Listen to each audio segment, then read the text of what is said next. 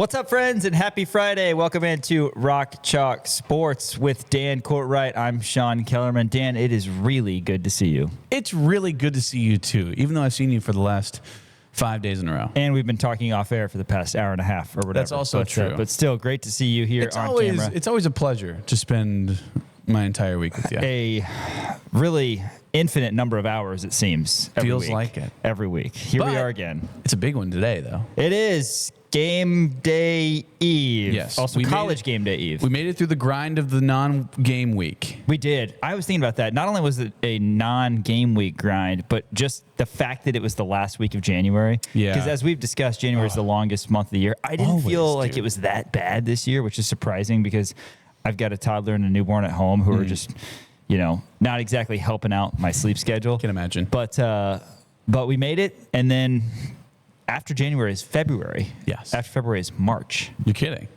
Isn't that crazy? And you know what happens in March? Madness. Very true. Anyway, let's get into the show today.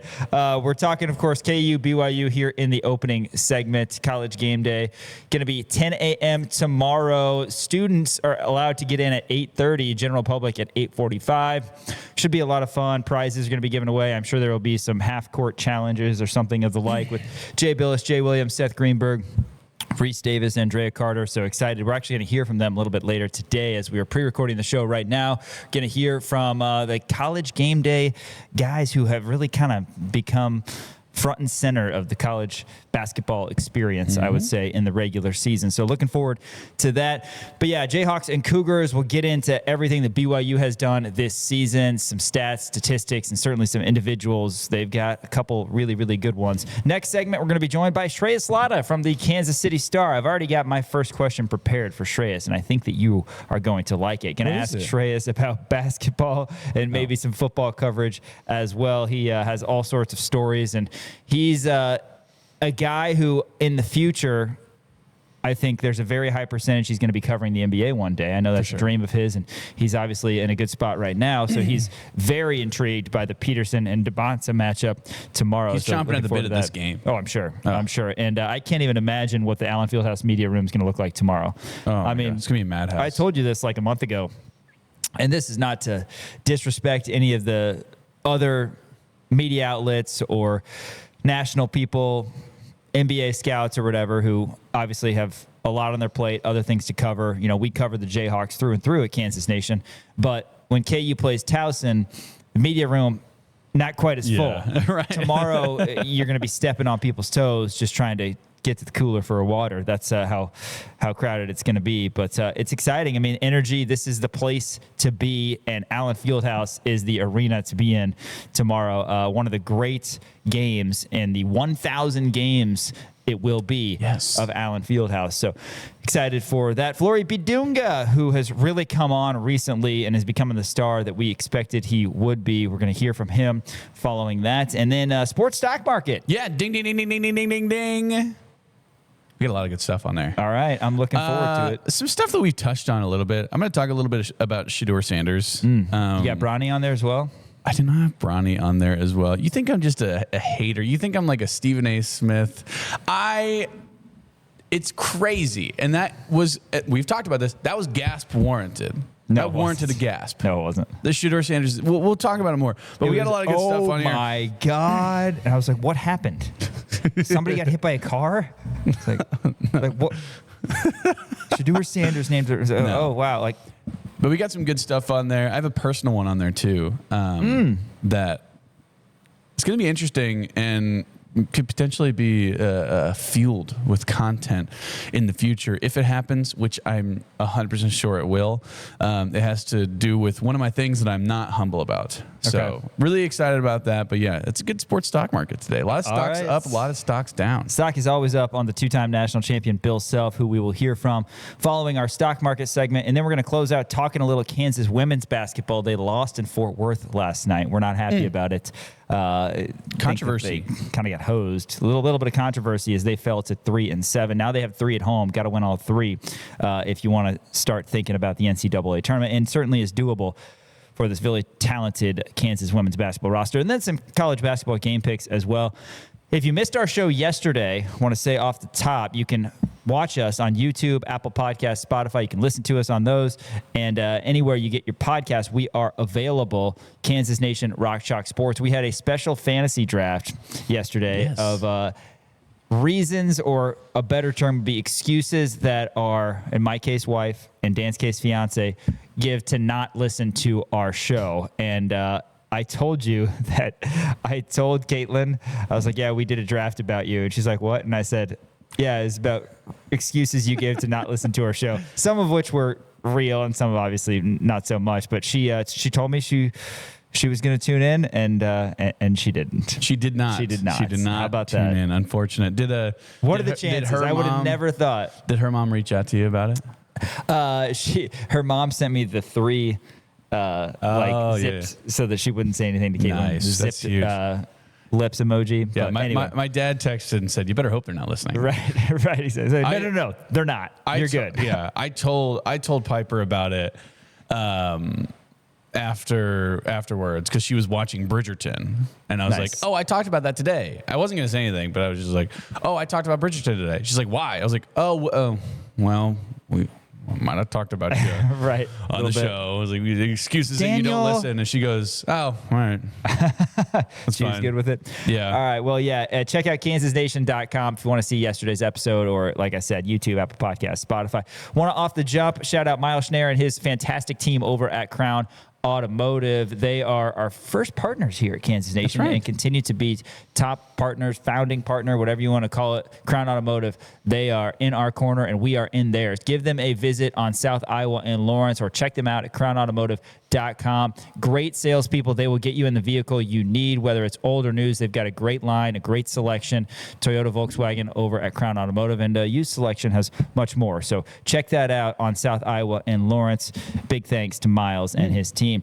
KU BYU tomorrow, Allen Fieldhouse, 3:30 is the tip-off. 2:00 Crimson and Blue show across the Jayhawk Radio Network, and College Game Day a little bit earlier in the fog as well. That should be a lot of fun. The Hawks are 15-5, 5-2 in conference play. BYU is 17-3. They are 5-2 in conference play as well. Really talented team, and if you look at BYU, they haven't lost to any bad teams, and it's not surprising. They've got 3 stars that I know you're going to highlight when you talk individuals. BYU's 2 losses in conference play are at Texas Tech and then at Arizona. That game was on Monday, and then the Cougars lost to UConn by 2 points back in the middle of November. That's it. A 2-point loss to UConn, who's number 2 in the country. A 3-point loss to Arizona, who's number 1 in the country, and then a loss in Lubbock to then ranked 15th ranked Texas Tech, which it's never easy to win in Lubbock. So needless to say, no bad losses for the Cougars. In terms of nice wins, they have a 3-point win over Clemson. They beat Dayton, who's a good program, by 4. They have a 28-point win over Wisconsin, who, if you remember, Wisconsin went to Michigan and beat them. Yeah. And they also did the Cougars knock off Villanova back in their season opener. So some nice wins. The 3 losses, none are bad losses, and they've got a 3-headed monster in terms of their attack on both sides, highlighted, of course, by the star freshman A.J. DeBonsa, who's likely going to go top 2 in the NBA draft. Yeah. And you know who's going to be probably going number 1 in the NBA draft? Our guy, Darren Peterson. It's going to be a big-time matchup. Henry talked about this on the show, about how the story is probably going to be AJ versus Darren, but this game is going to come down to the other guys out there on the court. And I'll kind of break down a lot of kind of what I'm talking about with this BYU team. Obviously, you have A.J. DeBonsa, 23.6 points per game, nearly 24 points per game is just unbelievable for a freshman. He has a couple of 40-point games this year already, 6.7 rebounds, 3.6 assists. You got a half a block per game. He's shooting 53% from the field. The kid's a baller, and he's 6'9". He can handle the ball like a guard. He can get the penetration. He can finish at the rim. He can shoot it well. He's the whole package. He's everything you want out of a basketball player in A.J. DeBonsa. Now, that's going to be a matchup nightmare. And obviously you have Bryson and Flory, and Bryson's getting better at defense, and I think it's going to be a big time challenge for him. Obviously, you kind of look at the matchup and you go, okay, well, yeah, it's nobody matches up well against AJ Dibonsa. He's probably going to give you a lot of points, but if your rim protection is good, if you're doing good in terms of switches and hedging and not allowing the penetration for AJ, you should be able to be all right. But then you look down the line, they have two other absolute stars on this team in Richie Saunders and Rob Wright. Richie Saunders is averaging 18.8 points per game, shooting 40% from the three-point line, and Rob Wright, 17.5 points per game, who was a fabulous freshman last year for Baylor, obviously now with BYU. He's shooting 43.4% from the three-point line. So three-pointers are going to be huge in this game just from those two alone, right? You have the three-headed monster, like you had said, with AJ, Richie Saunders, and Rob Wright. They also have a lot of really good other pieces surrounding them. They got Kennard Davis, who's averaging about 7 points per game, and then Keva Keita, who is just an absolute rim protector. He's averaging 2 blocks per game, 6.9 points per game, which, you know, in retrospect makes a little bit of sense when you have such a high caliber forward like AJ, who's going to be doing the most of the scoring down low. And then you have all your 3-point guys. He's more of just a clean it up kind of do it all guy, right? He's averaging 8 rebounds per game. Like I said, 2 blocks per game as well. So you go down the list and they have really, really solid players all throughout. They have, you know, just a number of different role players, I think, who do an excellent job in terms of understanding what their job is. And essentially that's feeding Rob and Richie Saunders on the outside and then making sure AJ Dibonsa gets the ball and is able to work and able to do what AJ Dibonsa does best, which is penetrate and score. Now, on the defensive side of the ball, they are really good as well. You look at their defense.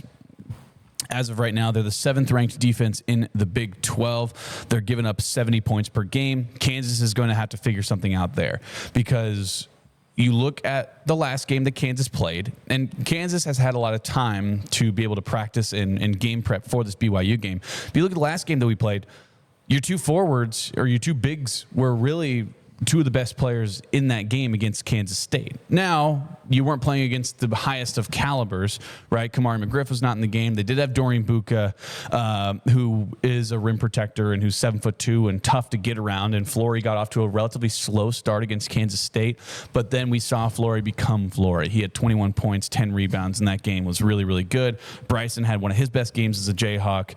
So I think the post penetration when you're going up against Keba and AJ Dibonsa is really going to be a point of emphasis for this. I'm mainly looking at Flory and Bryson in this game. You can look at Darren. Obviously, Darren's going to get you points, right? He's averaging almost 24 points a game as well. He's been so good when he's out there, and all points indicate that he's back to being healthy, and he should be good to go for this game, barring any sort of, you know, rolled ankle pregame or rolled ankle during the game or whatever it may be. He'll be good to go. You can have that outside scoring. You can have the mid-range scoring, the finishes at the rim that Darren is so good at with the left hand. But you're looking down low and thinking, man, this is going to be a battle in the front court. Yeah, it's going to be tough for Kansas on both sides. You mentioned the 3 guys that steal all the headlines, average over 18 points a game, and Dibonsa, Wright, and Saunders, but they've got some other pieces as well. Davis hit 5 threes against Arizona, and obviously Keva Keita, he is a force. He's kind of like a taller, bigger, stronger KJ Adams, who's plays closer to the rim as well. BYU, if you just look at them from a statistical standpoint, and this is only in conference play as we make the transition now that we're nearly midway through conference play, believe it or not, BYU is 2nd in the league in scoring at just under 86 points per game. They also shoot 46%, which is 6th in conference play. However, their defense has been a little bit more susceptible in conference play as they're 8th. 44.4% is what teams shoot against them from the field. And if you look at 3-point field goal percentage in conference play, BYU, despite having really good shooters in Richie Saunders and Rob Wright, they are 14th in the conference in Big 12 play, shooting just 32.7% from 3. Opponents shoot 36% from 3 against BYU. They're a top 5 team in the conference in terms of free throw shooting. And the biggest concern for me when I look at team stats in Big 12 conference play, BYU leads the league in offensive rebounds, 15 offensive rebounds per game. They're also third in the league in rebounding margin. Keita, a big reason why. Obviously, you have a 6'9" guy like Debonsa, and that's going to play a part as well. But probably not the most crisp. I don't want to say that they're not disciplined, but it's not Indiana football 20, 25, 26. Sure. They turn the ball over a little bit. And again, they're not a team that's not going to make any mistakes, but they have a lot of star power. And certainly it's going to be a challenge for Kansas defensively. How much of a luxury is it for KU defensively to have a guy like Flory who has proven, particularly in the last couple of weeks, that he can guard 1 through 5? Right. And when you have a point guard with the size, which is not very big, and talent, which is very big, of Rob Wright, you've got a 6'9" freak athlete in Debonsa, plus you've got a 6'6" wing, probably 6'7". He's a big dude. We saw him at Big 12 Media Day, Richie Saunders. Yeah. He's a big guy. Then you need to have some sort of option to be able to feel comfortable switching. And Bidunga has proven again that he can guard guards. He can guard 1 through 5, and there's going to be a lot of switching in this game. I don't know if Kansas is going to switch constantly. It's going to be a challenge in particular for Bryson Tiller if Debonsa is up against him at the 4 and can BT stay out of foul trouble. You know, that's interesting too because these guys are quick. They're major athletes. So yeah, that's a factor as well. So not a perfect team, BYU by any stretch, but in my opinion, this has all the makings of being one of those Allen Fieldhouse games. I know Kansas is a small favorite in this one. This one, by the way, as we mentioned, the 1,000th men's basketball game in Allen Fieldhouse. KU's 877 and 122 all-time in the venue. 340 and 22 under head coach Bill Self.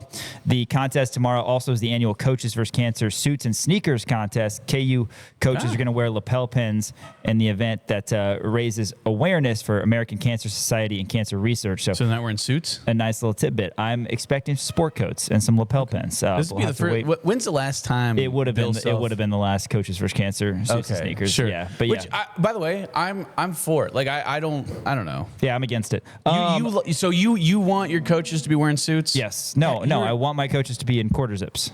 I like what they're doing now. That's what I'm saying. Yeah. Okay. Good. I thought sorry. you were saying suits. No. Sorry. We're on the same page. I like my coaches in the quarter zips. I think it looks nice. I still remember the self comment when Bob Huggins said because Huggins never wore a suit. He always wore the windbreaker. He wore like a smock. He went up to Self and all those years that Self wore suits. Huggins was like, Are you a basketball coach? Or I think he said, like, are you going to a funeral or are you coaching a basketball game today or something along those lines? So I love that. Interesting. But a couple other notes regarding KU, and then I'll let you get to any more keys to the game if you have them. Obviously, Peterson, who didn't play against K-State, leads the team, hasn't played enough reps for it to count on some fronts, but 21.6 points per game, 6 games of 20 or more points. He's got 29 threes in 10 games. Trey White has 5 double-doubles. He had 17 and 15 against Colorado. And then Flory, his field goal percentage leads the conference, and he's been even better the last 9 games, shooting 77.3%. And he's really picked it up from a scoring and rebounding, 14.4 points per game and 9 rebounds per game in that. Melvin Council in Big 12 play, 15 points per game. He's also got 103 assists and 17 steals, and some other guys that we can highlight as well. But it's going to have to be everybody. It's going to be one of those team efforts where you get contributions from El Marco and Jamari off the bench. But one of those get on the floor first type games, and hopefully the crowd can help KU pull it out. 100%. I do have some keys to the game. Number one, the biggest, Captain Obvious, key to the game is limit AJ Debonsa. Obviously. I mean, he's averaging 24 points a game, and BYU knows how to manipulate the game in order to make it easier for AJ because they like to use off-ball screens on teams that tend to switch to make sure that he has those mismatches and he's able to score on those different guys. Don't be shocked whenever you see whenever you see Melvin or El Marco Jackson or somebody like that going to be guarding AJ Debonsa. All of a sudden you have this giant mismatch where he's either posting him up or they're on an ISO or whatever it may be, down in the corner. So you're really going to have to be able to limit that, and the help defense is really going to have to be able to step up, right? You're going to have some guys leave their guy to be able to help them out. Nobody likes doing that, but Kansas has been really good at the help defense and being able to hedge and help out on those star players. So you got to limit AJ's touches and limit the mismatches, because BYU, like I said, they like to manipulate the game to have those mismatches come about, and AJ is able to take over the game. Number 2, Kansas has to be able to hit those. Bless you. Nice. Did you just sneeze? I did.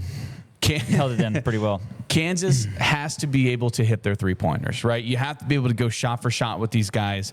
You got to see El Marco get hot. You got to see Darren be able to get hot from the 3-point line. Melvin, I want to see hit some threes as well. And then Trey White, probably the most important one. You're going to want to see him put up some shots. So those are my keys to the game. Kansas, get hot from 3, and on the defensive end, just limit AJ DeBonsa. I know it's going to be tough, and I know it's way easier said than done, but you got to be able to limit that. DeBonsa and Wright went 9 of 40 against Arizona, and BYU still only lost by 3. Yeah, they got down by 19, but they still, despite those stats, only lost by 3. 6 of 24 was AJ, and Wright was 3 of 16. Richie Saunders is who scares me. I got to be honest, because he's a guy who can get really hot. We know BYU beat us 2 years ago at Allen Fieldhouse, and then last year in Provo, 91-57. We need to talk about that more. I'm sure that hasn't gone unmentioned by the coaching staff, as the Cougars have gotten us each of the last 2 years. It's time for Kansas to get it done. And bottom line, an important game, tiebreaker scenarios. Kansas leads the Big 12 in terms of strength of schedule. They're 15th rather in the country in net, and there's so many good things that could come from getting this victory, aside from, getting revenge on BYU. But down the line, is it the end-all, be-all of the season? No. But you got the revenge factor, and what an opportunity for Darren Peterson to shine against AJ DeBonsa. DP has dealt with some stuff this season. He hasn't been able to be out there as often as DeBonsa or Boozer, or a lot of the talented freshmen who have stolen the headlines. This is a great chance for DP to go out and show out from an individual standpoint, of course, but also lead his team to a win, be the guy being interviewed, post-game victory, that sort of thing. So excited for that front, but it'll be a team effort, as the Jayhawks will need to get it done tomorrow. And if they do, they'll be 6-2 heading to Lubbock. You'll feel pretty good about that with another marquee win. 3:30 tomorrow, 2 o'clock with the Crimson and Blue Show. After this, we're going to be joined by Shreyas Laddha from the Kansas City Star here in studio at Kansas Nation. More coming up, ESPN Kansas City and KansasNation.com. Welcome back to Rock Chalk Sports here on KansasNation.com and ESPN Kansas City. Going to be joined now in studio by the Kansas City Star's own Shreyas Laddha. Shreyas, thanks for coming on. I got to ask you about Marco Jackson. I mean, right away.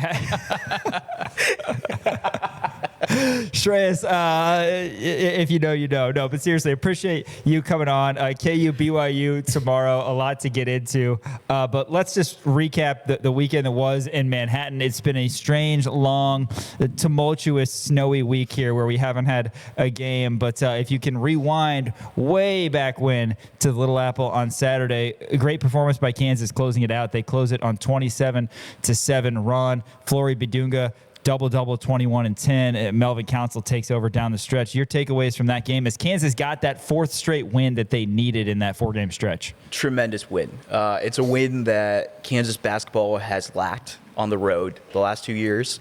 They've lost 3 times to K-State, and K-State hasn't been really good outside of the Marquise and Noel year. Yeah. I thought it was one of those games that would be closer than it was. And instead, it was an absolute beatdown by Kansas. And I know it was close throughout the game, but it never really felt like K-State was in the game, despite shooting really hot from 3 in the first half. Really, really big win without Peterson. You could clearly see the win meant something for these guys. I mean, Melvin Council dancing, Trey White getting a dunk late this thing, then the post-game locker room celebration, which I don't know where Melvin Council found a belt, where he's repeatedly hitting the belt against the ground in K-State's locker room. What do you think that meant? Am I allowed to say, is it explicit on radio, or is it ESPN Kansas City? Yeah, BTA, if you know what that means. Yes. And I thought that was hilarious. I'm very, I know a lot of people are like, it's a stupid celebration.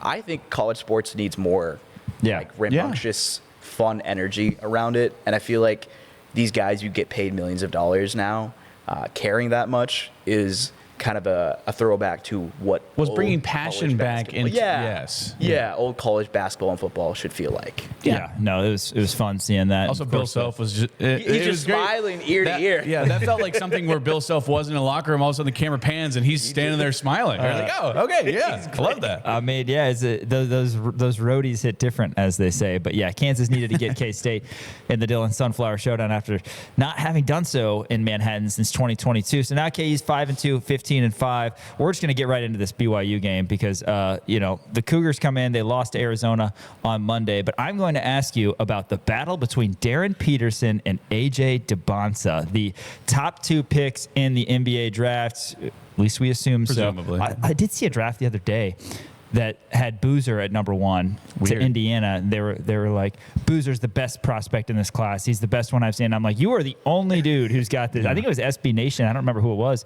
They're just trying to be contrarians. I guess they're like, he's the best prospect, and will it work with Pascal Siakam in Indiana and Boozer? I'm like, dude, ain't nobody taking Boozer number 1. So I don't know what you're talking about. But yeah, Peterson and DeBonsa, that's the story. I know you've got a story on Kansas City Star. It's not going to all be about them, but let's be honest. That's why game day's here. That's what brings all the pomp and circumstance.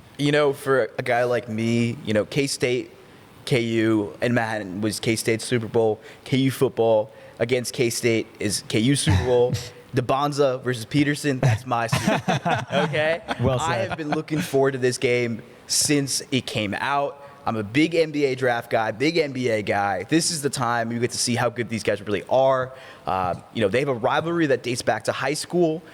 Peterson basically transferred to Prolific Prep to play DeBonsa because they'd never played in AAU or prep ball up to that point. And he did BTA to DeBonsa in that senior year. And his coach talked about it, because DeBonsa played a Prolific Prep with Stokes, Tyron Stokes, the year before, transferred out. And to me, the matchup is, obviously, they're not going to have a lot of possessions where Peterson is guarding DeBonsa and DeBonsa is guarding Peterson. But there's going to be some one-on-one opportunities that I feel like these guys will switch on, and you'll get to see, that in action. But also, their faith is forever going to be intertwined for the rest of their college basketball, NBA, et cetera, careers. Because, they're probably going to go 1 and 2 in this draft, depending on how everything plays out. It's going to be a tremendous matchup on Saturday because everyone wants to see who looks better. Peterson hasn't been full healthy in any of the games he's played so far this season. Only 32 minutes, the most he's played all year. DeBonsa's basically played every single game and every single minute, it feels like. And I thought it was really interesting. I wrote in the story, I asked, Ryan Bernardi, Prolific Prep coach, who coached both of them, who is better between the two? Unequivocally, he said the only thing DeBonsa does better is length. He went and listed every single thing that Peterson does better than him. And I thought that was very interesting. He said Peterson's the best player I've ever coached. And that's not a small thing to say when you've coached Tyron Stokes, DeBonsa, Peterson, and countless other talents. He's coaching Branch this year. He's also a really good prospect. And, of course, there's probably some slight bias. Peterson was with him last. DeBonsa left. But for a coach to say that on the record and to say that unequivocally, he texted me in the middle of the Bill Self's press conference. He was like, strong article. Did not send him the article. I was stressed because I was like, you know how sometimes people say things to you and you're like, this is on the record, man. I'm definitely going to write this. Yeah. Right. And I did not send him the article. So I don't know who sent him the article. So when I got the strong article, I was like, oh, thank God. Because I was like, it was making waves on social media yesterday. But it's going to be a fun matchup. There's a lot of guys in the building, scouts that I know are coming. My guy Jeremy Wu from ESPN's coming. He's never been to Allen Fieldhouse. There's going to be a tremendous amount of eyeballs on this game. If you are a fan of basketball in any sense of the form, NBA, college, anything at all, you're going to be watching this game on Saturday. And who plays better is probably going to be on everyone's mind come draft day. Shreyas Laddha, by the way, the Kansas City Star, joins the show. Before we get into sort of the nuts and bolts of KU versus BYU and statistics and all that different kind of stuff, since you are our NBA insider, our resident NBA insider, I want your opinion on this. We were talking a little bit about this off air, just in terms of where these guys are going to sit, right? And you kind of alluded to it. You said Darren Peterson and AJ DeBonsa's coach said that Peterson's better. is there a world where potentially there is a team who gets the number 1 pick? Like, just for example, like the Washington Wizards, who they have Trae Young right now. So they have a point guard. Is that a possibility where AJ DeBonsa goes 1 and Darren Peterson goes 2? Or I guess what in your eyes makes Darren Peterson the solidified, he's the one, number 1 overall, regardless who gets it? Well, I think with Peter, there is a world, I think, that theoretically DeBonsa could be the number 1 overall pick. But I don't think it's with the Wizards. Because I was using that as an example. Yeah. But like, if DeBonsa were to go to like a team like OKC, like I could see it. He's a wing. He could play alongside, Hartenstein, and they'd probably trade like somebody like J-Dub or somebody else out if he's as good as everyone anticipates. Sure. I think DeBonsa is a guy that if you surround him with NBA talent that's really good, he can raise the floor and the overall ceiling of the team. Peterson is a guy that I think if you put him on the worst team in the NBA, he's going to make you infinitely better floor-wise. But I don't know if the ceiling of the team is immediately going to go higher. Will you go from a non-playoff, bottom of the conference team to a playoff team with Peterson? I don't know. You might need to add a piece or two. I think Peterson is the best scorer. He does it in an efficient way. He gets to his spots really easily. If you watch DeBonsa play, it's a lot of tough basketball, tough mid-range jumpers over college basketball players. I think Peterson is hurt by Kansas' spacing. NBA spacing would be so good for him. He would get his shots off even easier, I think, because Kansas doesn't have a lot of three-point shooting on the floor, I think, even with Peterson there. And you can see it with the way they guard him. A lot of times they'll throw 2 at him, or they'll try to trap him in the corner or whatever, and he's have to play off ball. I think in the NBA, I think there's a very real scenario he plays shooting guard. If he goes to a team like the Pacers, I could see him playing shooting guard alongside Hallie, and kind of like playing some possessions where he brings the ball up. It just kind of depends where he ends up. But to me, if you're putting best overall talent, Peterson's the guy. I think he is a generational talent scoring-wise. He gets to his spots so easily. He does it in an effortless manner. He's hyper-efficient when he plays. He doesn't use a lot of steps to get shots off. If you watch DeBonsa play, everything seems a little tougher. He scores, but he's doing it over guys who are guarding him face up, and he's having to just drain three-pointers or mid-range jumpers. He has to play bully ball a little bit sometimes. But the DeBonsa reason over Peterson is he's 6'9". Wings in the NBA are probably the most important thing you can get. Sure. Jaylen Brown, Jason Tatum have won a title by being 2 really good wings and then surrounding them with talent. It's easier to build around a wing than it is to build around a guard. So I could see a scenario where DeBonsa goes 1. But I think it unequivocally, from everything I've heard, Peterson is the guy, as long as he's not having this long-standing health issues into the NBA. Yeah, that's a great breakdown. Shreyas Laddha, Kansas City Star, talking Peterson and DeBonsa. Tomorrow, 3:30, KU and BYU. A top 15 matchup here at college basketball, 25-26. A great opportunity for KU. And I think we're going to get in some nuts and bolts now of KU and BYU. Okay. Yeah, let's do that. So, obviously, believe it or not, I don't know if you've heard this or not, Shreyas, it's not just Peterson and DeBonsa. We've heard that from a few people regarding this game, but top 2 picks in the NBA draft, we expect that to happen. But it's 5-on-5 out there, and there are some other guys. You look at BYU, they've got a really strong roster. I mean, they do, particularly starting 5. Kebaketa is a load down low. Davis hit 5 threes against Arizona, but then Saunders is a first-team All-Big 12 guy.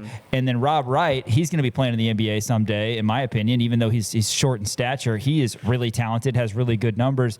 Kansas has probably not that from a talent standpoint in their starting 5, but certainly they've got a lot of guys. Your thoughts just overall on how this matchup breaks down? Yeah, I mean, I think like we've known with this team, it's got to start with the defense. They've got to play excellent defense against BYU. You don't want DeBonsa to feel comfortable out there. You don't want anybody on that team to feel comfortable. I think the goal is, it's not Peterson versus DeBonsa. The goal is force DeBonsa to have to do things that make him uncomfortable, right? And the question is, does KU have anybody who can defend DeBonsa well? I don't think Bryson Taylor's going to be able to do that. I think Flory's going to see a lot of DeBonsa matchup. And my issue is Flory has been in foul trouble. It feels like anytime he plays a really good player. So who he's going to stop DeBonza and force his teammates to beat you.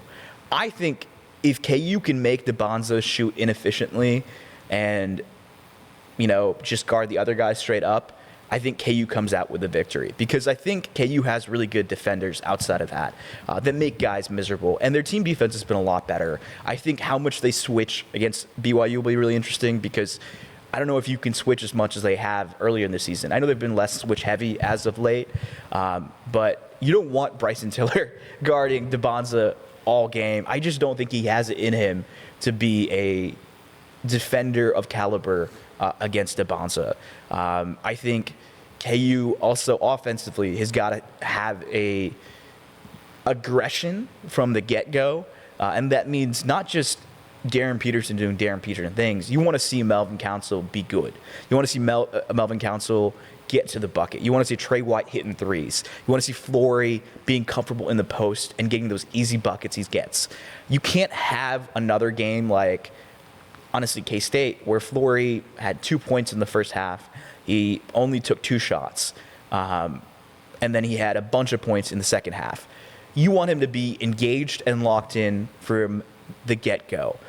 You want to put pressure on BYU by coming out with a lead at halftime, because everyone knows if Kansas is leading at halftime in Allen Fieldhouse, it's hard to come back from that, especially if it's like a 5, 6, 7 point lead. It feels like with this team this year, it's been one of those things that if they have that, they're going to hold on to that. I don't think they've collapsed in the second half as much as the previous years. Yeah, 100%. Shreyas Laddha, Kansas City Star.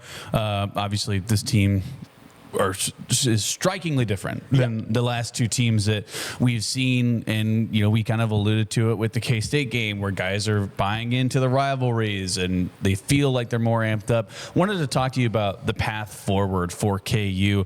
Obviously, this game tomorrow is absolutely huge, but this is just the beginning.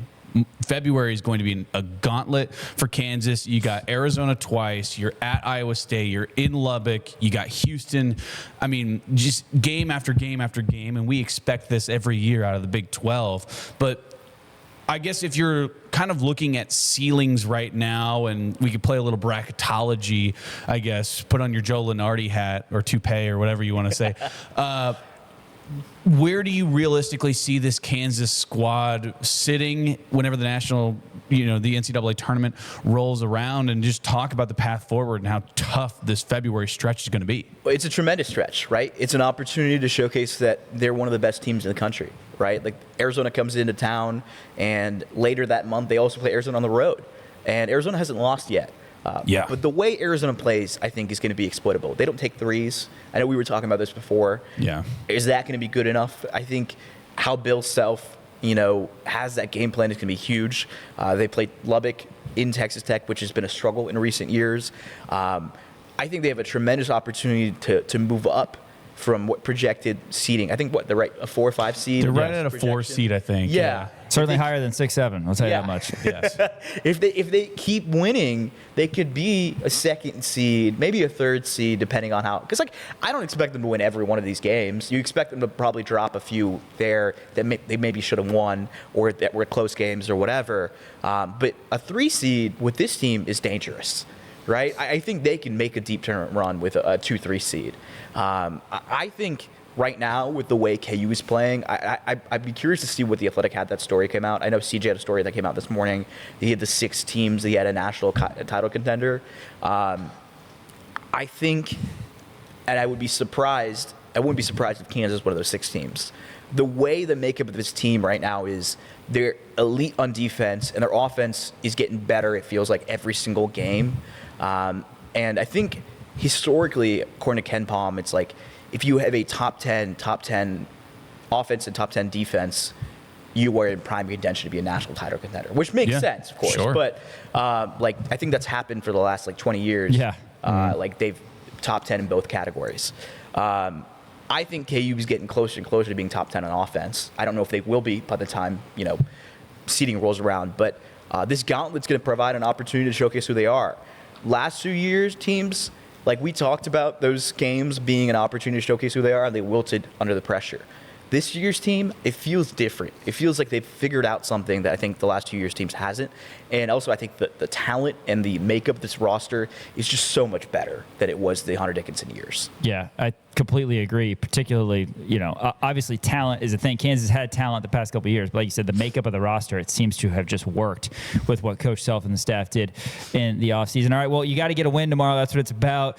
Hopefully next week we're enjoying for one show of victory because we got a big show on Monday. We'll be Monday's going to be a recap and a preview. Recapping BYU and previewing, and that's a lot for Kansas having to travel then on Sunday down to Lubbock, and obviously everybody has to do that at some point, but a tough big Monday. What has to happen tomorrow at Fog Allen, Shreyas, for Kansas to walk out victorious? Because I felt really good against the Iowa State team.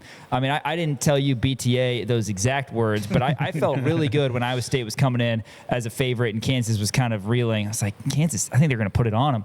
And they did, and I felt good about the other 3 games, and I felt good in the past, and it's not gone well for sure. But this game, I don't feel quite as good.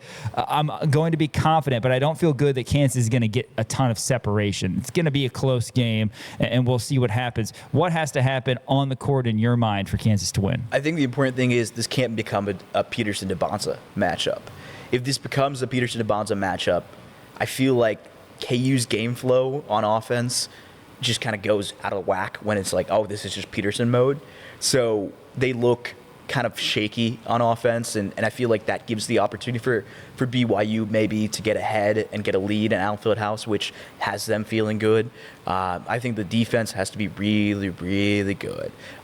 They got to make it hard for DeBonza to get buckets. If he gets the bucket at ease, and he's getting fouls on the bigs, it could be a long day for KU. You can't have Flory and Tiller get fouls against this BYU team because I just don't think Paul is ready for this moment to play a lot of minutes. I think the biggest thing is Peterson and the offense need to play within the flow of each other. I think they've done a good job of that against Baylor. They did it against Iowa State. I thought the Colorado game was a little bit of a step back, but obviously he had that ankle injury. So I think it's kind of a wash and trying to make something out of that. But the 3 keys for me are defense. Number 2 is make DeBonza take tough shots, tire him out, play him straight up without fouling him, throw timely double teams when you can. And number 3, and this is probably the most important, is KU's offense has got to flow. Like, it's got to flow from Peterson to Council to Trey White to Flory. Like, those 4 guys, you need to have them hit probably double digits or close to it for all of them.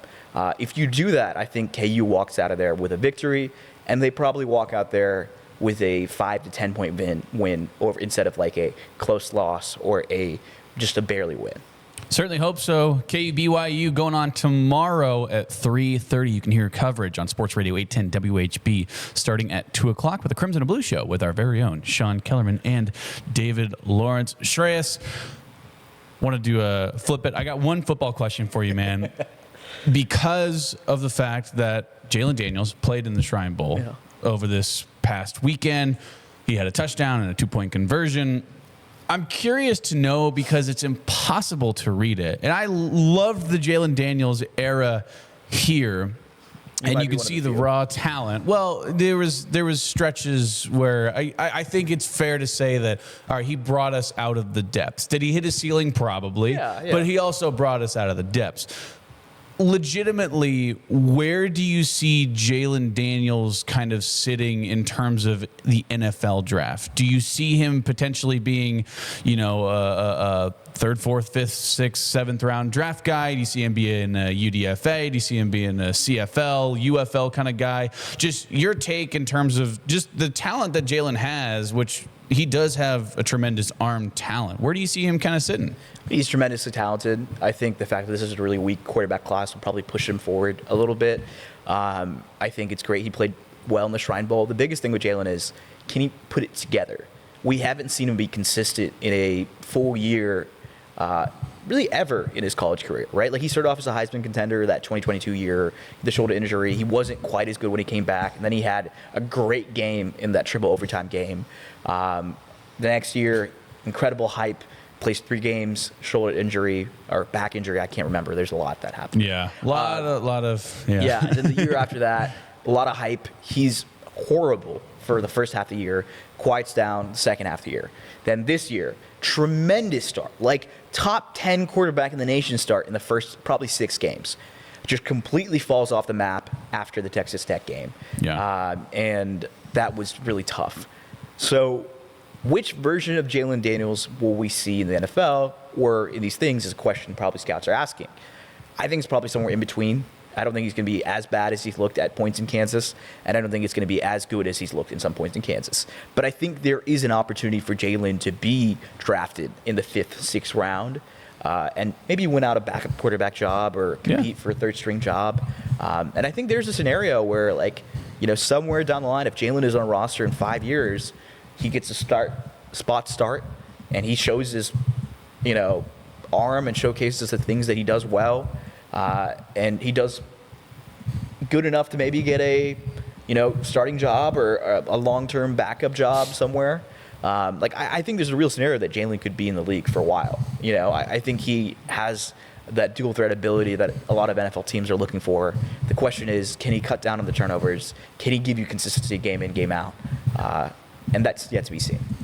Yeah, we'll see on that front, and certainly we'll keep that on the back burner as we focus on basketball season, as we've got 2 months, hopefully, of Kansas basketball. KU hasn't been to the second weekend since that national title winning season in 2022.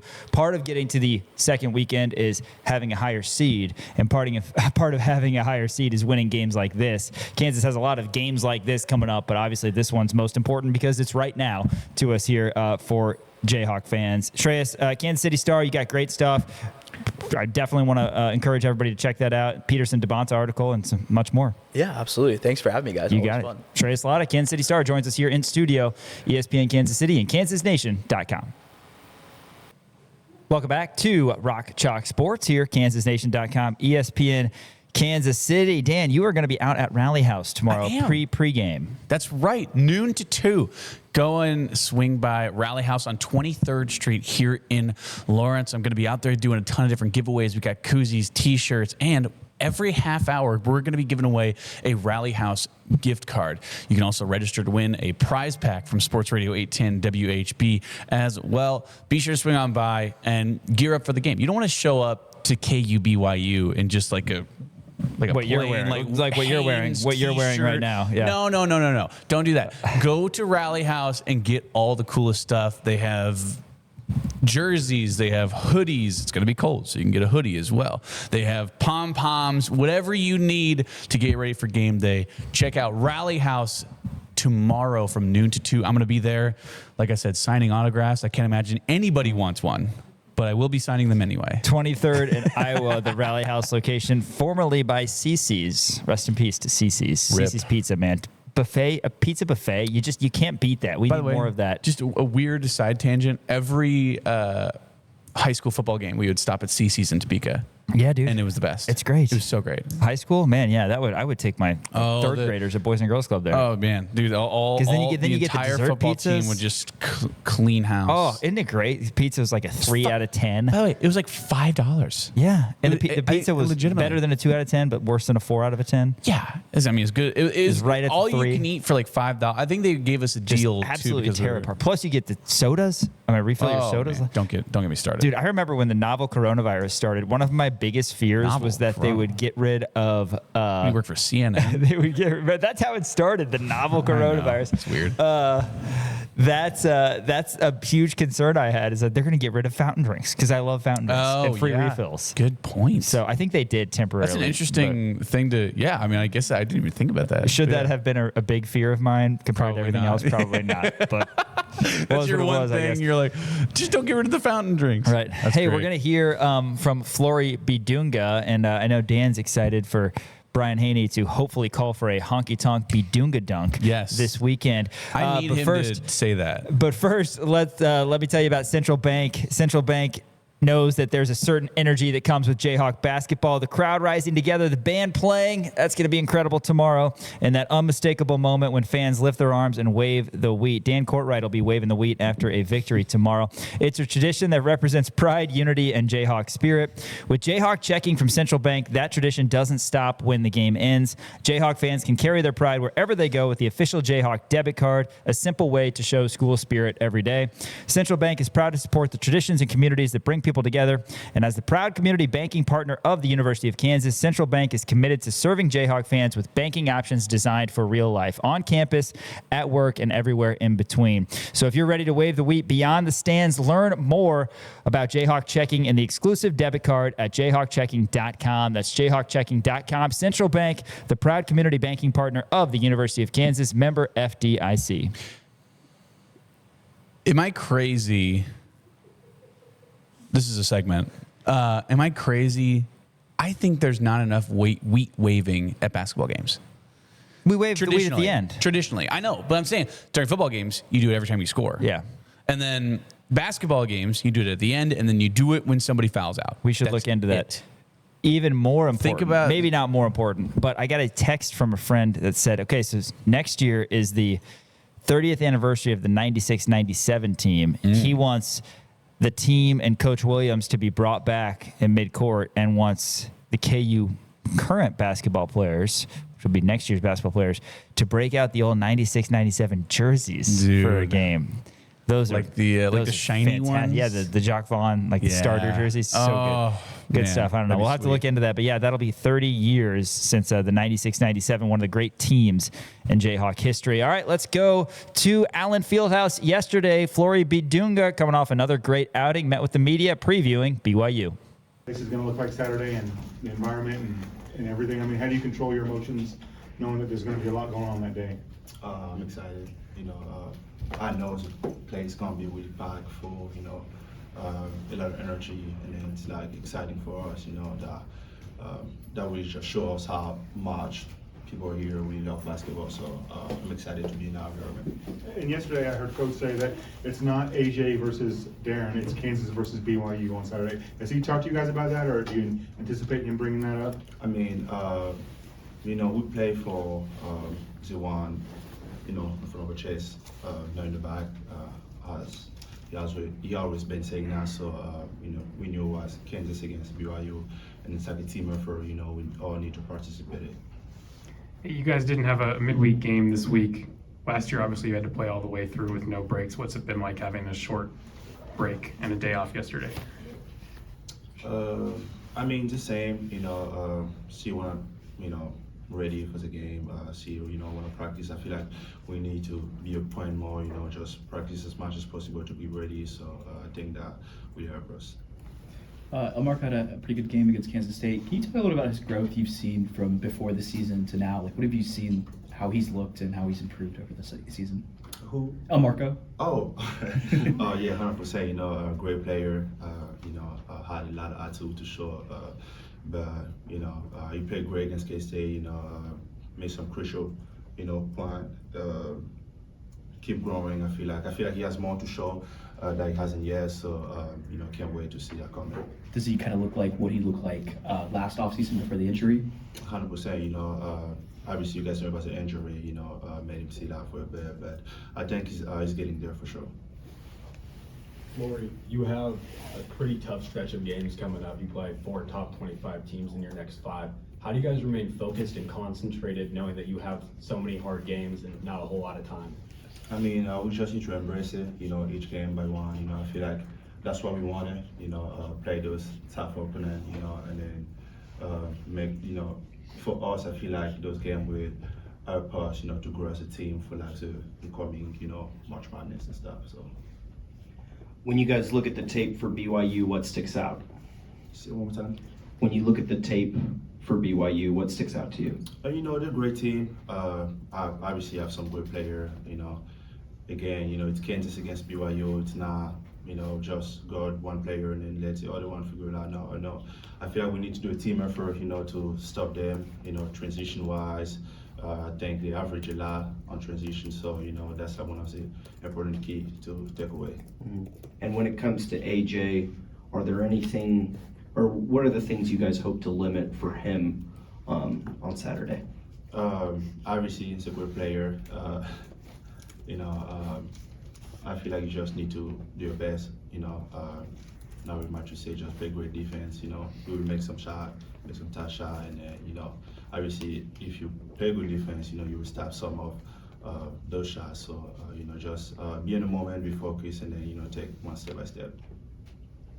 What is your personal assessment of your own game, the past month of conference play, and what are you looking to focus on for the next couple months of conference play? I feel like I'm playing more athletically, I would say.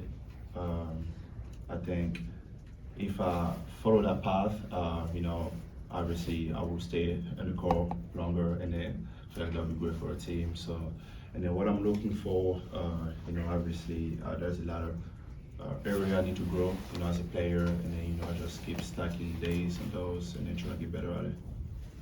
You talked about your expectations for the environment, but just what's your reaction when you see how many people are camping out there?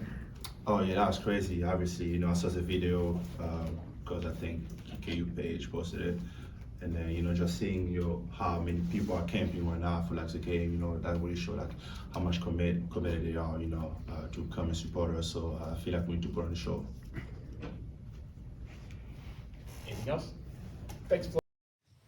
That's Flory Bidunga yesterday at Allen Fieldhouse. After this, it's one of Dan's favorite segments. Ding, ding, ding, ding, ding, Sports ding, ding, ding. Stock Market. Do a quick whip around on the world of sports. That's coming up next on this Friday edition of Rock Chalk Sports, ESPN Kansas City and KansasNation.com. Game Day Men's Health Lawrence in West Lawrence is the place to go if you feel like you're low on energy and don't have the energy you need for work, for your home life, for anything you want to do from an active standpoint. They can help you at Game Day Men's Health Lawrence. Swing on by. Your first visit is completely complimentary. They do a 3-step process that includes a blood draw.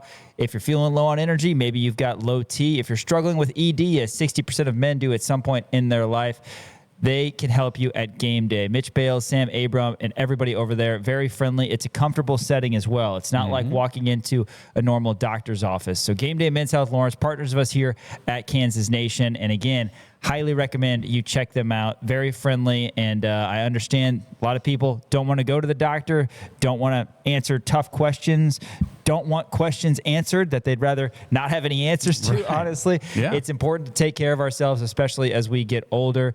Make sure you've got that energy and are feeling like the best version of yourself. Game Day Men's Health Lawrence. Check them out. All right. It is time. Ding, ding, ding, ding, ding, ding, ding, Sports Stock Market. Dan Courtwright. Yeah. Catch us up on the world of sports. I certainly will. Let's start off here. This is a relatively new one. Stocks up on cheating because Michigan might be in a little bit more trouble.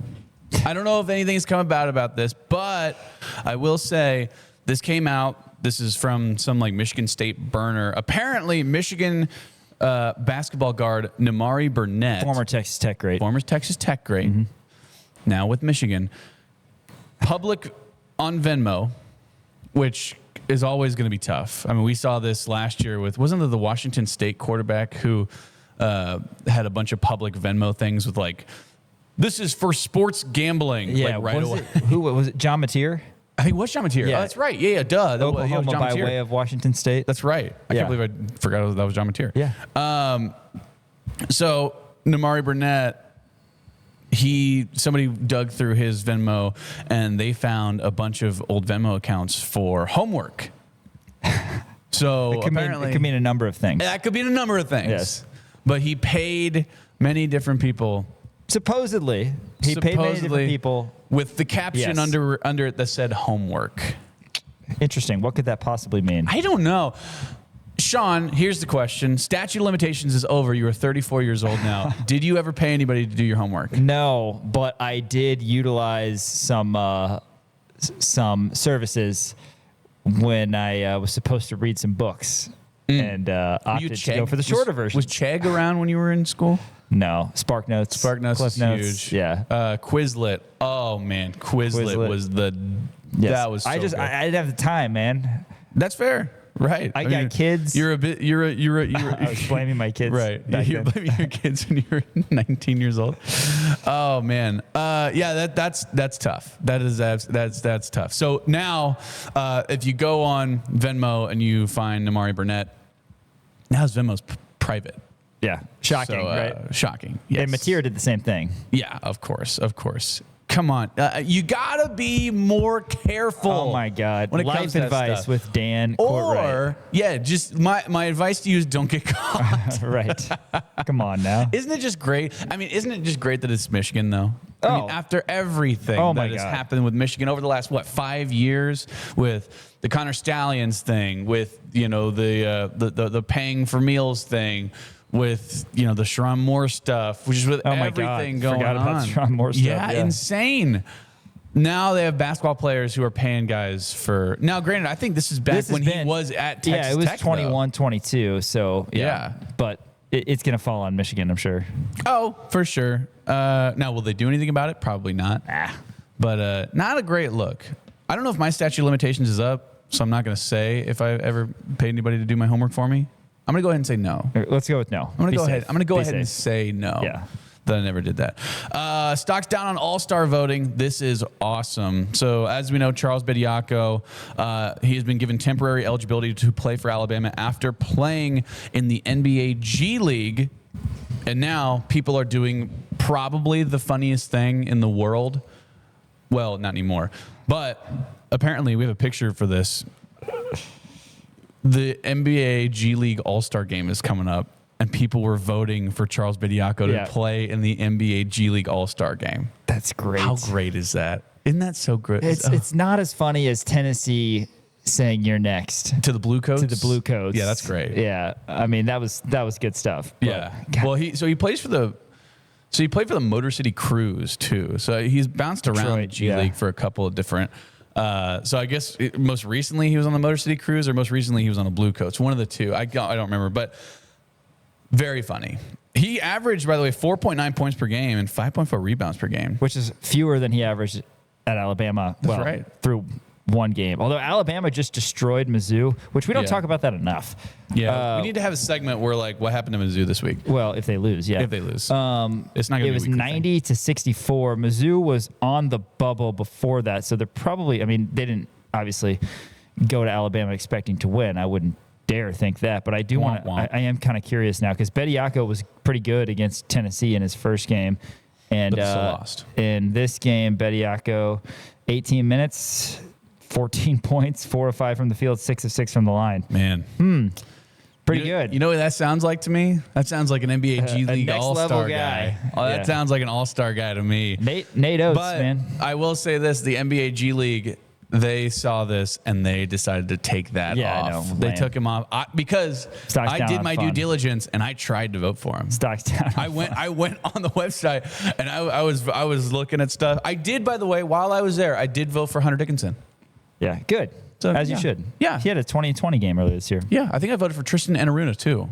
Nice. Former Cleveland State and Kansas legend. Yeah, he's playing for and Iowa State. Remember that? Oh, yeah, I do remember that. That was weird. He had that weird year with Iowa State. That was strange. Cleveland State. Man, shout out to the Vikings. But I did try to vote for Charles Bediako, and they wound up taking it down. So I found out the hard way. Very unfortunate. Stocks up on committing to the job. This is awesome. So as we know, there's a giant winter storm that completely went over the almost entirety of the 48.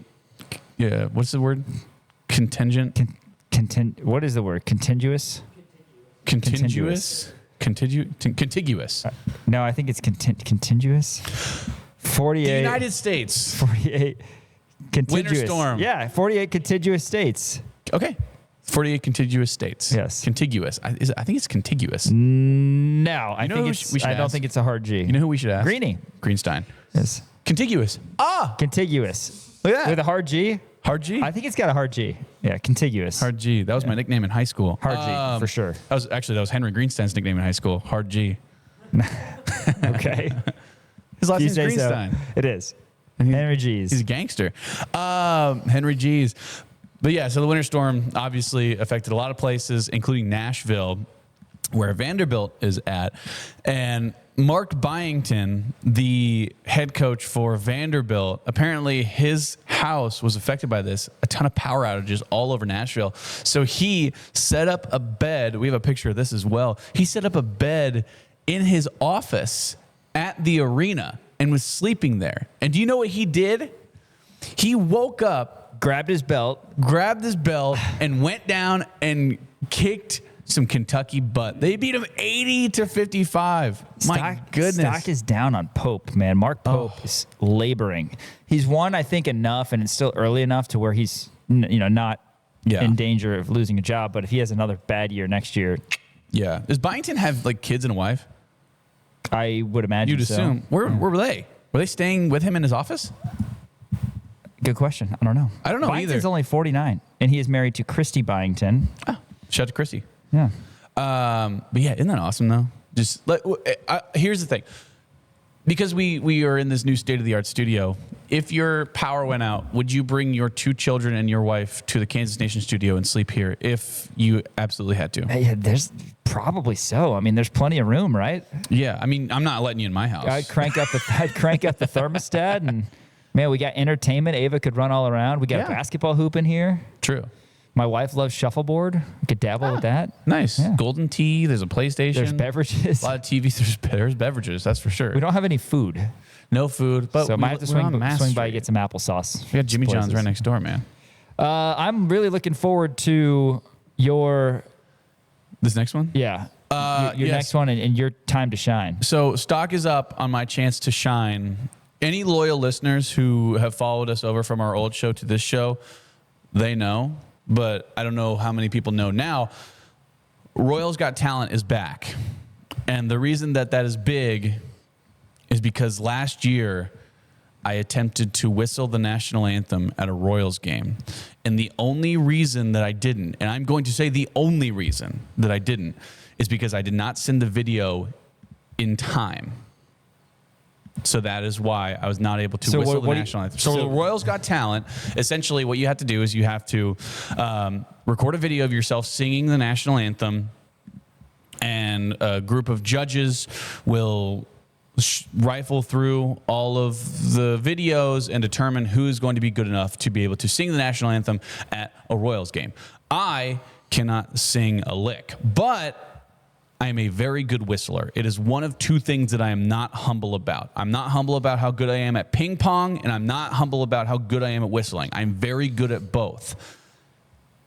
So now is my time to shine. I said it last year when I missed the deadline. I'm going to come back even stronger. I'm going to be training my lips. I'm going to be whistling every day, practicing every day, and I'm going to whistle the national anthem at a Royals game. So now I have it scheduled out on Sunday. I'm actually going to record the video. I think the deadline is February 16th. I want to say. I probably should know. Why do I not know this? Because I missed the deadline last year. Yeah. It's like mid to late February-ish. You think they'll put you up in a suite if you get it? I hope so. Yeah. That'd be kind of cool. Be cool. What do you mean if I get it? If you get it. No, there's no if about I don't like whistling. There's no I will not be listening to this. By the way, I'm deeply offended by you saying if. What do you mean if? You couldn't make it happen last year. Yeah, because I missed the deadline. Yeah, because that's one of the boxes you have to check is get it sent in by the deadline. Yeah, but if I don't trust that you're going to be able to check all the boxes. If I send it in on the deadline, I'm going to do it because I'm that good of a whistler. I'm unbelievably good at whistling. You've heard me maybe like little pieces here and there because sometimes I'll walk around and whistle a tune like I'm one of the 7 dwarves. But you've never heard me actually try. I'm good. Ask anybody. Piper will be the first to tell you that she does not want to give me any credit for anything, but she will tell you that I'm the best whistler that she's ever heard. All right. That was a good 2 to 3 minutes on that. Ask any of my friends. Yes. Okay. Ask any of them. I'm great. And it's going to happen. And it's going to be great for content too for kansasnation.com. That'll fill up a whole 2-hour show in the summer. All right, what's next? Come on. You like crushing my dreams, don't you? All right, what's next? Stocks up on being soft. Matt Bruning, who isn't a sports guy, he writes for the older gentleman, isn't he? He's an older gentleman. He writes for the National Labor something. The NLRB. He's some guy for that, but he's not a sports guy at all. But he had an interesting tweet. This was after the NFC Championship between the Rams and the Seahawks. Matt Bruning tweeted this: the NFL really needs to do something to solve the crowd noise problem. Aside from hearing loss issues, nobody wants to watch a game where the players can't communicate strategy to one another. Yeah, he wants it to be a night at the opera, it sounds like. God. Have you ever in your life heard a worse take than this? No, this is terrible. This might be the worst take I've ever heard, ever. Yeah, no, it's terrible. Remember the Broncos game at Arrowhead back in the early 90s? Yeah. Well, I don't remember because I wasn't alive. But yeah, I mean, I've seen it. Yeah, where Elway basically has the officials tell the crowd to not be as loud. Yeah, guess what? It's ridiculous. They got louder. Yeah. They got louder. What do you expect to happen? Yeah. It's football, man. It's football, man. The NFL really needs to do something to solve the crowd noise problem. He said nobody wants to watch a game where the players can't communicate strategy to one another. So he brought up golf and tennis. Oh, my gosh. So how they figured it out. That's just not how it works. You know what? I've never heard anybody say, you know what? Football's great, but let's make it more like golf. What if we did this at Allen Fieldhouse? Right. For tomorrow. And that's the thing. The crowd noise is a big problem. And I think that we should just completely stop it. No crowd what noise a scene whatsoever. it would be tomorrow, KU and BYU. No one can cheer. No one can cheer. Yeah. Stocks up on the Pro, or no. Yeah, it is. Stocks up on the Pro Bowl. Stocks down. Retired jersey. Down on the Pro Bowl. Colorado Buffalo, Jackson State legend Shedeur Sanders heading to the Pro Bowl despite having just 7 touchdowns and 10 interceptions. Good for Shedeur, good for Dion, making it happen. The Pro Bowl is this weekend, I think, isn't it? And do they still do the Pro Bowl games? I mean, talk about something that I absolutely never watched. This is the final nail in the coffin. For what? For the Pro Bowl. It is. I think so. I think you looked at, what was it, last year or 2 years ago whenever Tyler Huntley made it? Do you remember that? It's gotten terrible, man. I mean, now it's just flag football. Deontay Johnson's been in the Pro Bowl in Legitimately, the it's flag football. Yeah. I don't, for the life of me, understand how this happened. He had an 18.9 QBR. That is the worst in the NFL. Yeah. It's because they run out of players. That's what it is. I know, and nobody wants to play in the Pro Bowl. It's unbelievable. Oh, man. Just whatever. Yeah, one more. Stocks down on consulting. The University of Ohio, actually, they changed their logo, interestingly enough. We have a before and after picture for the logo change. Apparently, Ohio University and their athletic department, they were not made aware of the logo change. This is coming from an Ohio University beat writer guy. Sources tell me that the Ohio Athletic Department found out about the logo change the day of the trustees meeting and were not consulted at all. He said no cost analysis has been done. With new basketball court and new uniforms coming in last year, this is not going to be cheap. That's crazy. And, by the way, so the is difference this is not even the new one? So, yeah. Okay. It's not even I kind that. of like it. It's not even that different. No, it looks very similar. Yeah. It's the same, but they just like spaced out the letters a little bit more. Huh.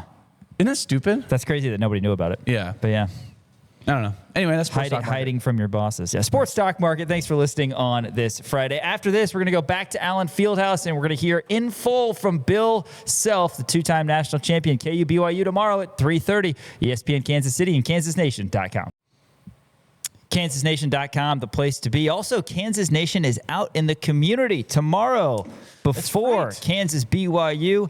Dan Courtwright will be over at Rally House on 23rd and Iowa. Yeah, come see me. 23rd in Iowa at Rally House from noon to 2 right before the game. You got to go and get the best stuff from Rally House. Gear up over at Rally House. We're going to be doing a bunch of giveaways, too. We got koozies and T-shirts, and we're going to be giving away Rally House gift cards every half hour. So be sure to swing on by Rally House, 23rd Street, right before the KU BYU game. Yeah, looking forward to it. And obviously, Allen Fieldhouse will be rocking tomorrow. Let's go to the Fieldhouse. Bill Self yesterday met with the media. Let's hear everything he said, previewing Jayhawks and Cougars. Shay, why don't you go first today? When I don't go first, you guys are going to miss me if I'm not here. How's Darren? And do you expect him to be ready for tomorrow night? Yeah, I expect him to. I haven't seen him in person since Tuesday. So yesterday was a day off, and then we were getting ready to obviously practice right after this. But I anticipate him being ready to go. And yesterday during an interview, I think you said it's not Darren versus AJ, it's Kansas versus BYU. Have you talked to your team about that, or at any point will you? Yeah, sure we will. We made that point many times in the past, but we sure will do that. And that's not. I'm sure they would say the same thing about us too. It's the objective of the day is to try to win the game. So and that's the only thing I'm thinking about, and that's all the players should be thinking about as well. What's it been like having a week without a midweek game, and do you think that it has benefited the players at all? I don't know.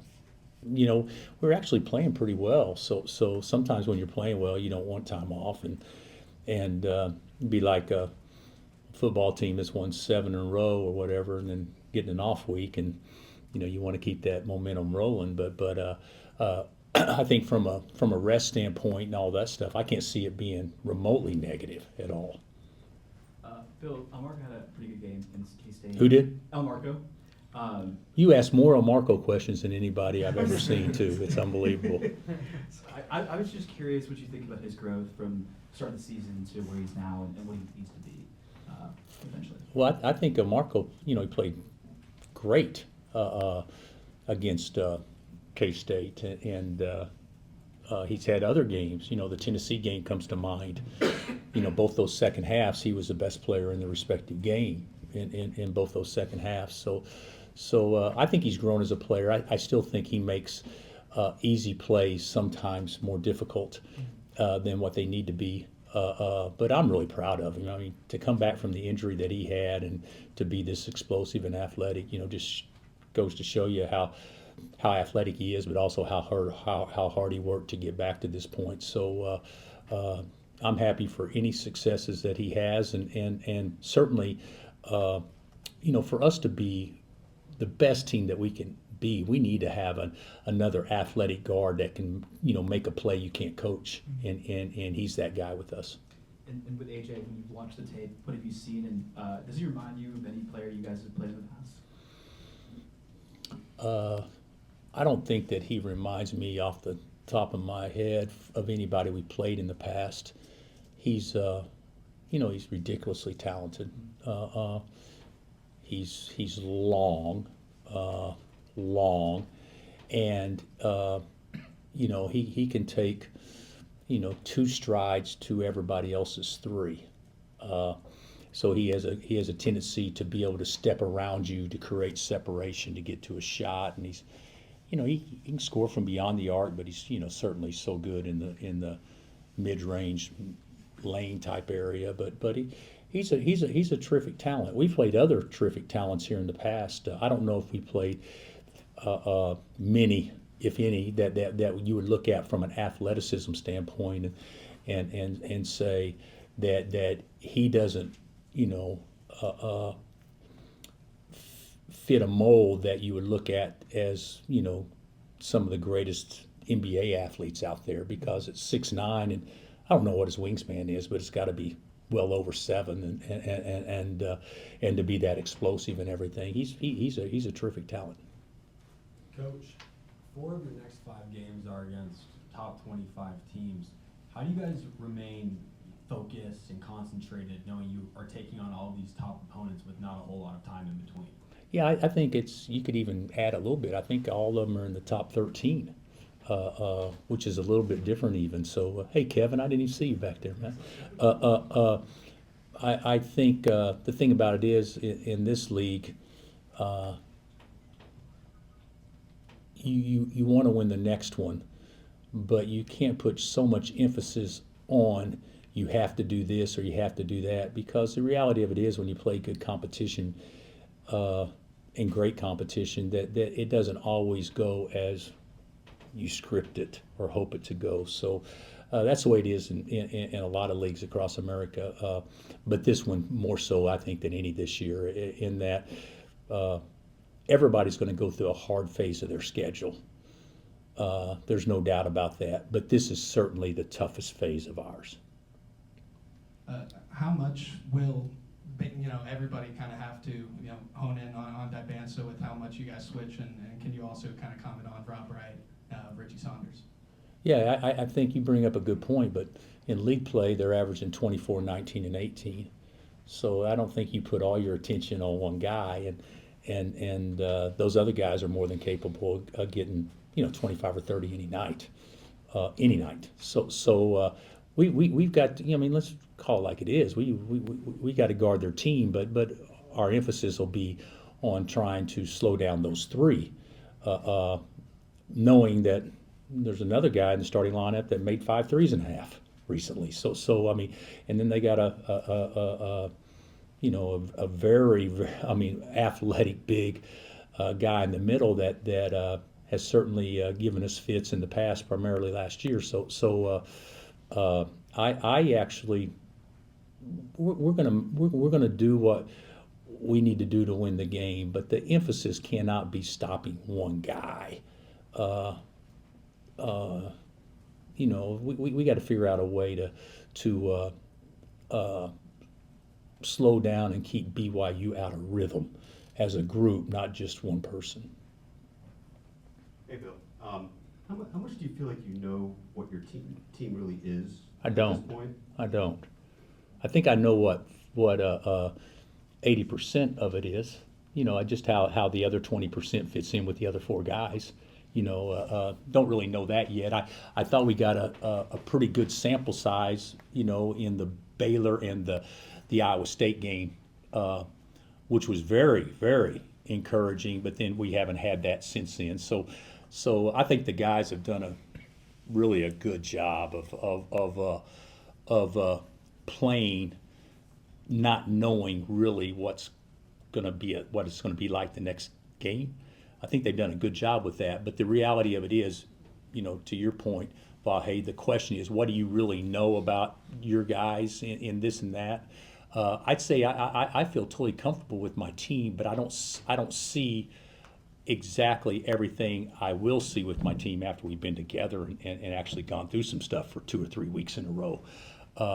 And hopefully that's all starting right now. Is that still sort of typical this time of year? I realize things are different because of continuity in previous years and stuff. I think it happens. I think it happens with different situations. I think if you have a guy that's been hurt and he hasn't played all year and he just comes into the fray, everybody's got to adjust. You do that in any sport, I would think. This has been a little bit different because it's been kind of, hit and miss. And so at least when a guy's injured and he's out for whatever reason, the team you're going to have that particular next game. In this situation, is 80% of him better than 100% of somebody else, or however you look at it. And the question will be, then players have to adjust to that. Like they have to adjust to, well, how are we going to get him open? How are we going to do this and do that, as opposed to it just coming naturally?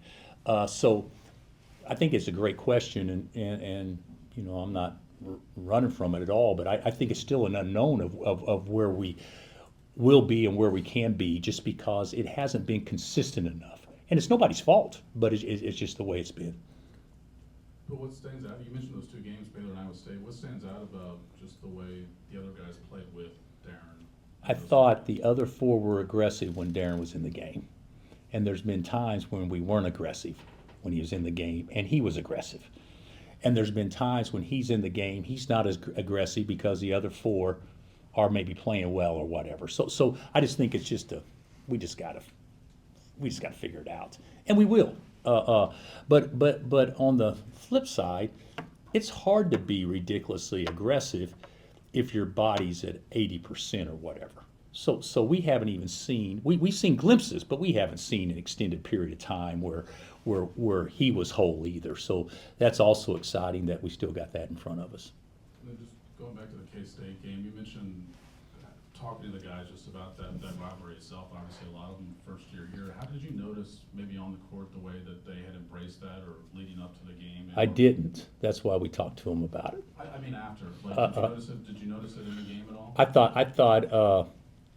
I thought we were a more connected, tight huddle type of team in that situation, and I really give Melvin most of the credit on that.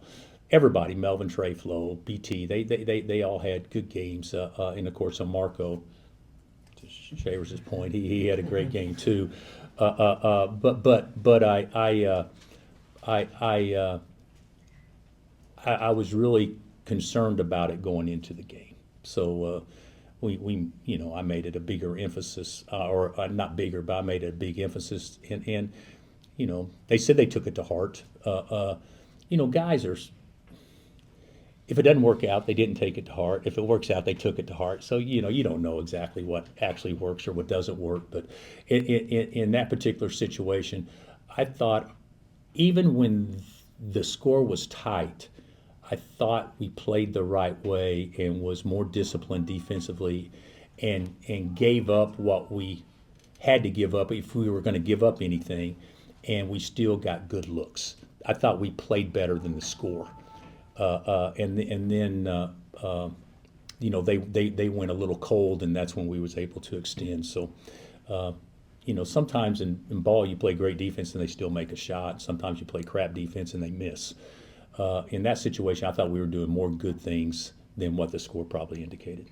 Bill, when you talk about what this team can still become and everything, do you see more depth, signs of depth coming, or is that to be determined? Or? Well, we've been playing 7, and if you get DP back, that puts you at 8. Sure.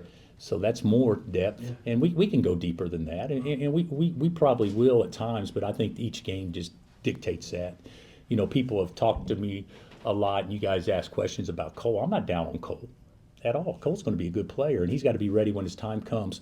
But we're just trying to do what gives us the best rhythm right now, and I actually think less has been more here of late. Hey, what made that a CBS Sports Classic a good fit for your future scheduling? It was just announced yesterday. I don't know. It's more of a what is it? Just a 3-year commitment right now, but more of a long-term commitment that. I really believe any time that you can play on CBS, you want to play on CBS. I really believe being involved with the other 3 programs is a bonus.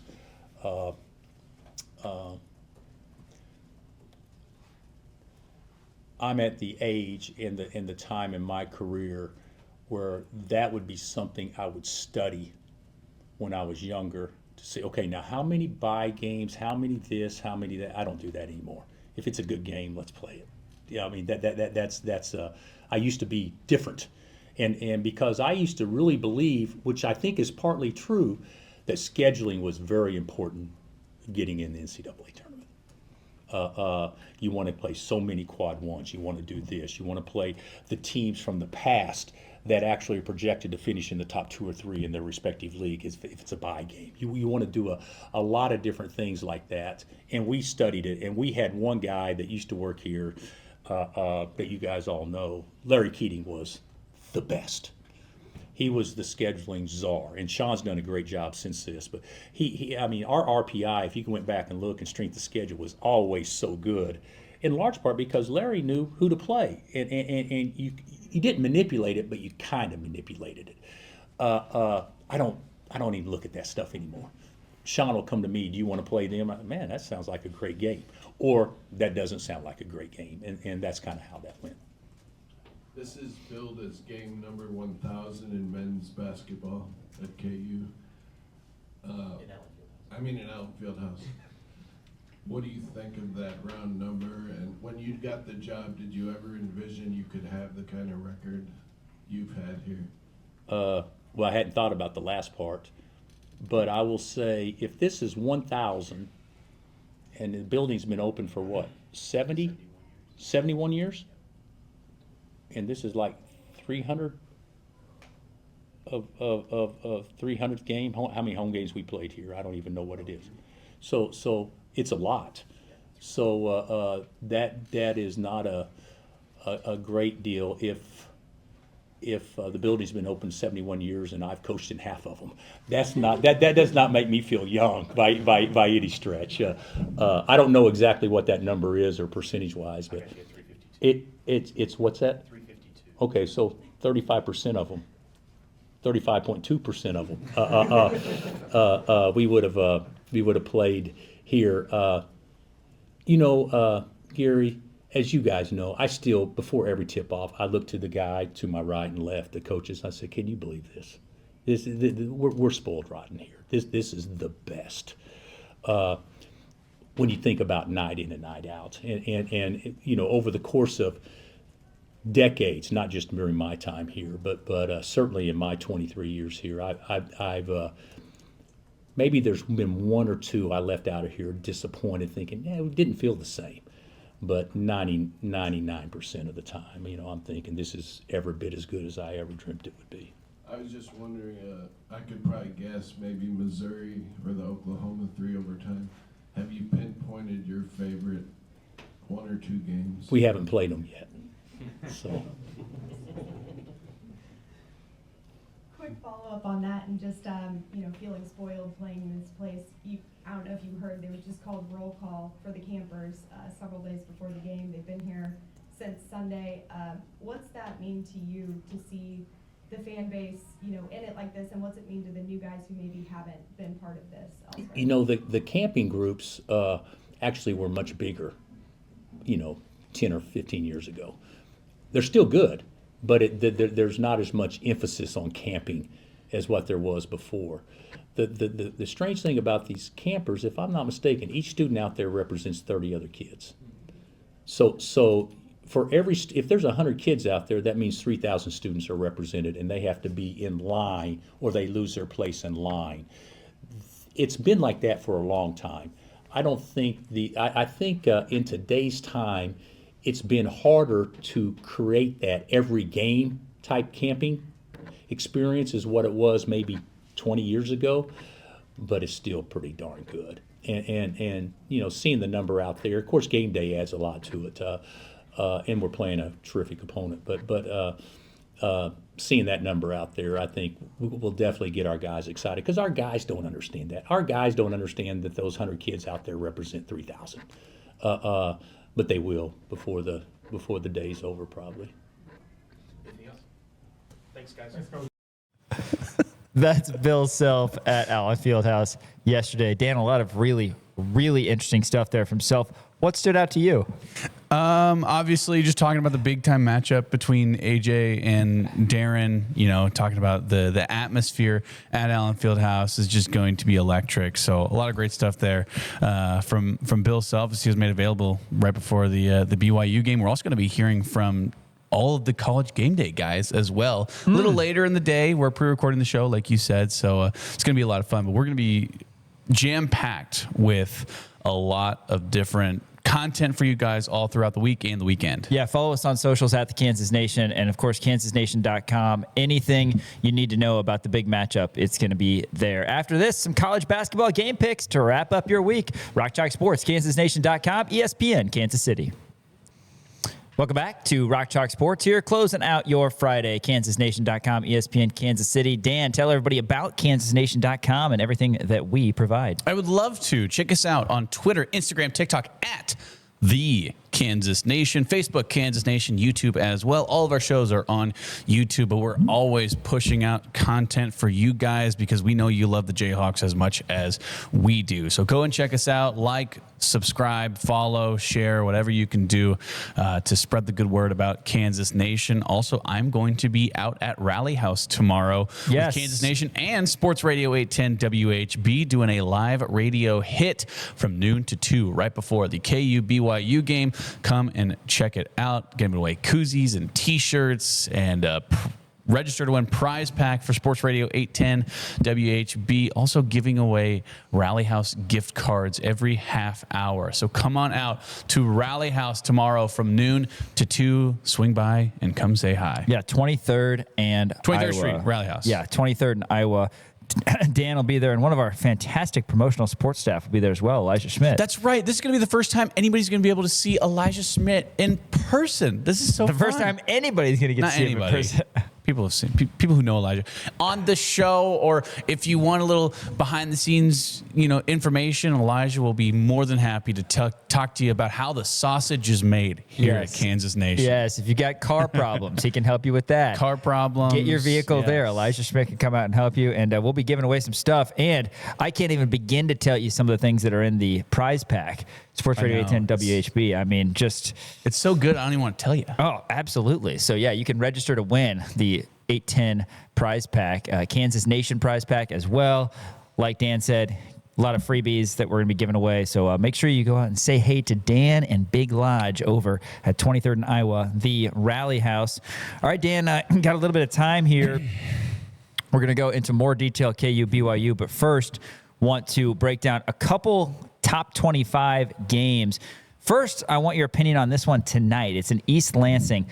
Number 7, Michigan State, hosting number 3, Michigan.